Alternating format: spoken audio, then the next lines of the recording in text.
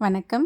இன்றைக்கி ஜானூஸ் கிச்சனில் இந்த வெயிலுக்கு இதமாக நல்லா சில்லுன்னு தயிர் வடை செய்யலாம். நம்ம எப்போவும் வீட்டில் சுடுற உளுந்து வடை தான். தீயை நல்லா மிதமாக வச்சுக்கிட்டு எண்ணெய் காஞ்சதும் அதில் இந்த மாதிரி வடை சுட்டு 2 பக்கமும் நல்லா செவக்க விட்டு எடுத்துக்கலாம். கருகிடாமல் பார்த்துக்கலாம்.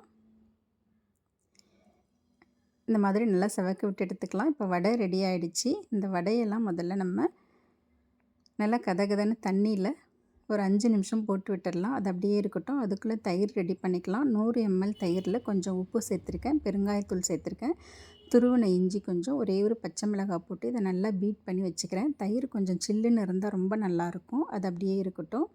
நம்ம தண்ணியில் போட்டு வச்ச வடையை லேசாக இந்த மாதிரி பிழிஞ்சிக்கிட்டு அதை தயிரில் சேர்த்துக்கலாம்.